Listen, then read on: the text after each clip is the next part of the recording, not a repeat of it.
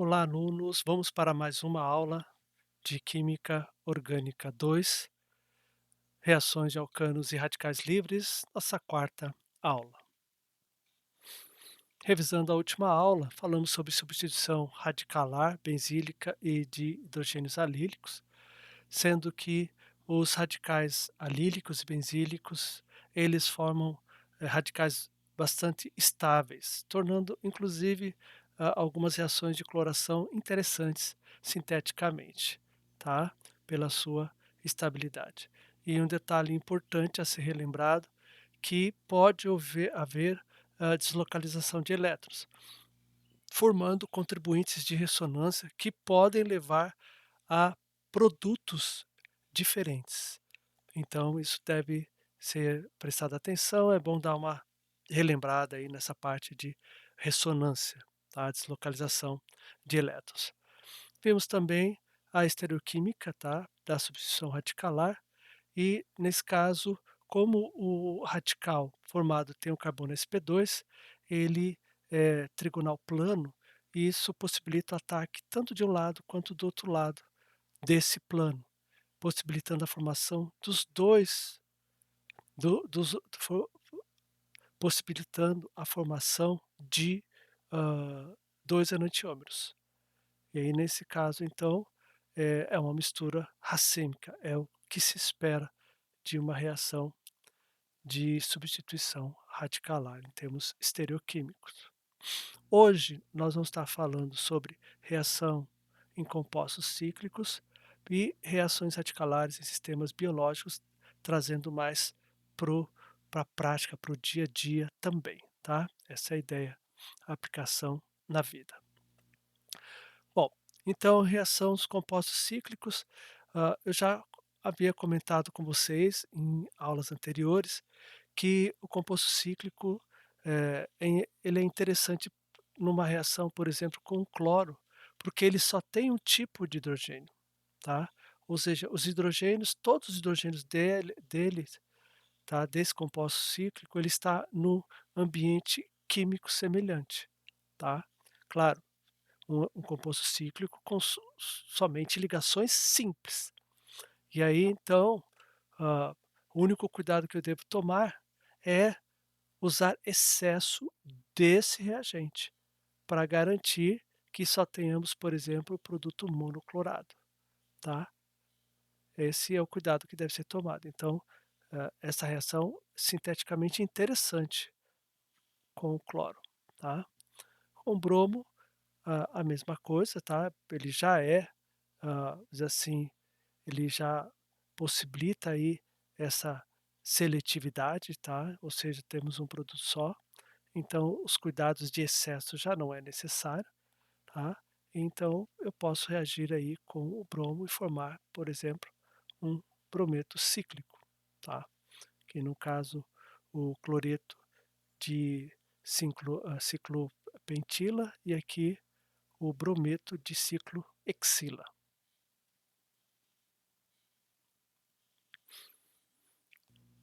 Agora, se eu tiver, por exemplo, esse ciclo com dupla ligação, se reagir com ácido bromídrico, é possível também chegar a um brometo ciclopentila, tá? Como nós vimos no slide anterior. Mas aí já não é mais, tá, uma substituição, tá? Uma substituição radicalar. E nós já temos aí uma adição, tá, eletrofílica, uma adição eletrofílica. Então, é por um mecanismo de reação diferente.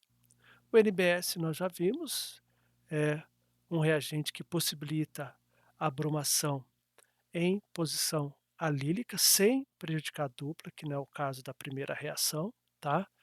Então é uma outra forma de, bromar ou halogenar, tá, um composto cíclico. A reatividade dos compostos, assim, ciclos, geralmente elas têm depende só do grupo funcional, tá.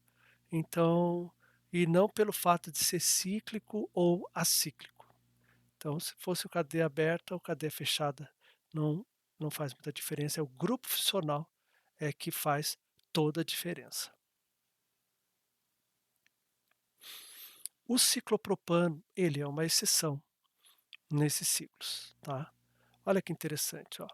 O ciclopropano, ele reage com o ácido bromídrico ou brometo de hidrogênio, tá, como se fosse um alceno. A cadeia, ela abre, né, e aí nós temos a cadeia aberta formando aí, um brometo de alquila, tá. Então, agora, se eu tentar reagir com cloro somente, ele não reage, tá. Então ele reage como um alceno, tá, mas com cloro ele não vai reagir diretamente como se fosse um alcano. Mas colocando um catalisador de ferro, né, cloreto de ferro 3, ele reage, tá, aí sim, como se fosse um alcano, tá. Sofre halogenação, vamos falar assim, tá, com a abertura do anel. Isso porque o cloro é muito, reativo e possibilita a abertura desse anel, mas precisa de um catalisador. Agora, é possível também hidrogená-lo como um alceno, tá, na presença de níquel a 80 graus Celsius é possível abrir a cadeia, tá. Então o ciclopropano devido à tensão no anel, a grande tensão no anel, lembra? A tensão no anel, ela está relacionada ao quanto o ângulo do ciclo está desviado em relação ao ângulo esperado de um carbono, tá, um carbono sp3. Então, o carbono, tá, sp3 tem o ângulo de liga entre os seus ligantes de 109,5 graus. Aqui nós temos 60 graus somente, então há um desvio muito grande. Esse desvio é que possibilita, tá, essa tensão no anel, e aí então, consequentemente, a nossa reação. Então, em termos gerais, né, o alcano ele reage dessa forma, tá? A rompimento do anel e o reagente XY ele vai se inserir no final da cadeia.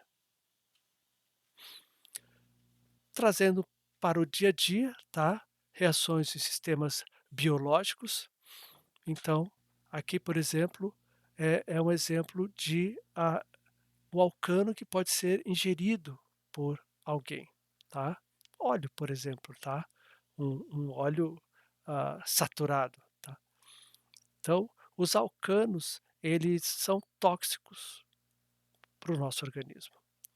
Então, quando nós ingerimos eles, uma enzima ferroporfirina chamada citocromo P450, e ela age no fígado, hidroxilando de forma radicalar os alcanos.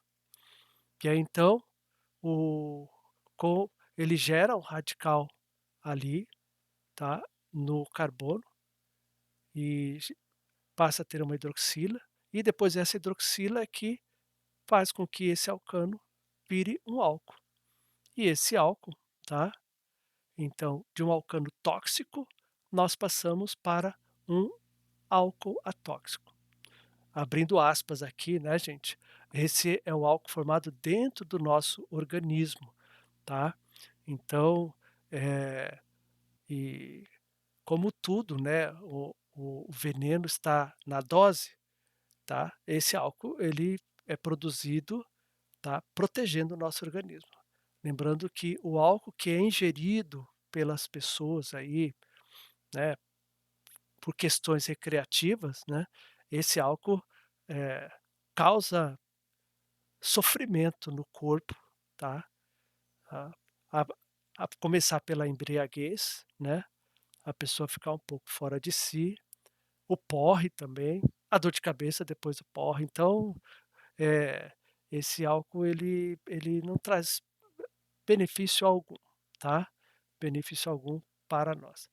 Mas então esse álcool, nessa concentração, ele é atóxico, tá. Mas quando a pessoa bebe, aí, já você já entra num nível de toxicidade, o organismo esse álcool, vamos dizer assim, externo, ele já não é muito interessante para a saúde, tá. Então, aqui é um outro exemplo, tá, de reação radicalar em sistema biológico, nesse caso, tá, um ribonucleotídeo, tá, ele sofre, uma abstração ali de hidrogênio, e aí depois de várias etapas, tá, nós temos aí o desro de deoxirribonucleotídeo aí, que tem a ver com o nosso DNA. E, eh, esse deoxirribonucleotídeo, ele ele é produzido por uma rota radicalar. Ainda, reações radicalares em sistemas biológicos, nesse caso aqui, tá, é uma demonstração de, controle de radicais, tá. Lembrando assim que dependendo da do tipo de vida que nós vivemos, nós podemos ter um muita geração de radicais. O estresse gera radical, os chamados junk foods também são, hã, são alimentos que geram bastante radicais livres no organismo. E o radical livre ele está bastante ligado ao envelhecimento das pessoas, tá. Pessoas tendem a envelhecer mais por conta dos radicais e, é claro, como o radical ele é muito reativo, outros problemas vão surgir, porque o radical pode reagir aí e trazer problemas em termos moleculares no organismo, tá. Então, existem substâncias que elas impedem, tá, ou eliminam esses radicais, na verdade. Aqui então é um exemplo, ó, nós temos ali a hidroxiquinona. Para o organismo ela é tóxica, tá. Mas vamos pegar primeiro o exemplo, depois a gente vai para o sistema biológico. Então, nesse caso, a hidroxiquinona, ela tem esse hidrogênio aqui ligado ao oxigênio que pode captar um radical reativo, tá? E aí, então, forma um radical nela, mas esse radical, ele é deslocalizado, tá? Por ressonância dentro do anel, possibilitando, inclusive, formando uma semiquinona, né? E aí, esse, possibilitando uma segunda eliminação de radical, então, segundo equivalente, formando a quinona, tá. A hidroxiquinona, ela é utilizada, por exemplo, para para a hidroxiquinona, ela é utilizada para evitar, por exemplo, o estireno. O estireno, se ele é tão reativo, que forma o poliestireno, ele é tão reativo que, mesmo ele no frasco, ele pode reagir consigo sem você, hã, no ambiente. Então se coloca hidroxiquinona para poder evitar os radicais que possam formar radicais que levem à polimerização de estireno. Então essa é uma maneira de evitar aí, preservar o estireno, né, até o momento que se quer que ele reaja, tá. Bom, e aí como fica para o nosso organismo, tá. Então aqui, por exemplo, tem a vitamina C, que vocês conhecem muito bem, tá no limão, por exemplo. Tem suplementos aí de vitamina C também, a laranja tem vitamina C, frutas têm vitamina C.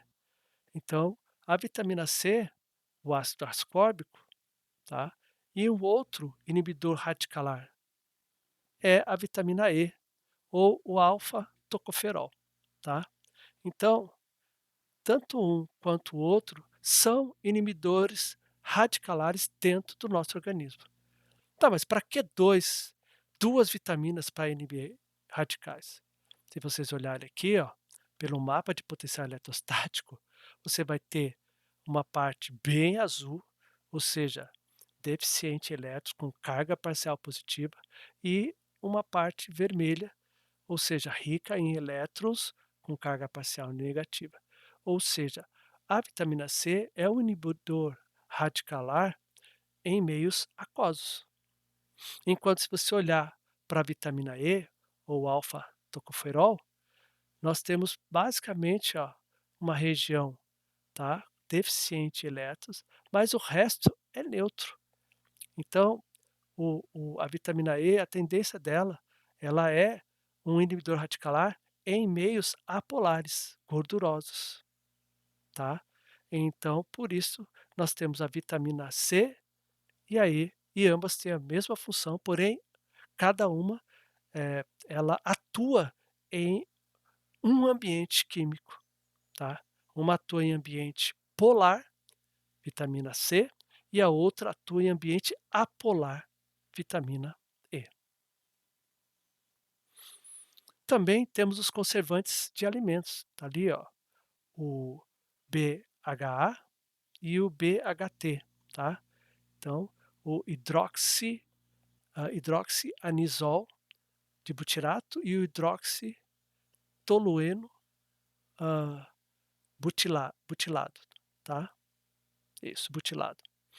Então, o BHA e o BHT são conservantes e são inibidores radicalares. Eles são colocados nos nossos alimentos para que eles, se conservem durante mais tempo. Então, se você der uma olhadinha no rótulo, vai estar lá o conservante. Isso é muito bom, porque hoje nós não produzimos o nosso alimento, nós não tiramos da terra e levamos para dentro da nossa casa. Alguém faz isso por nós. Mas esses alimentos, eles não se conservam, hã, facilmente. Muitos deles, questão de dias, já não estão, hã, aptos para serem ingeridos. Então, precisamos desses conservantes. O o conser Ficar 6 meses na prateleira e conservado, às vezes anos, às vezes 2 anos, isso é excelente. Tá, você vai lá, compra e mesmo assim, quando você for comprar alguma coisa, dá uma olhadinha no rótulo, dá uma olhadinha na validade. Se está próximo da validade, é interessante pensar bem se vale a pena levar, mesmo que seja em promoção, tá.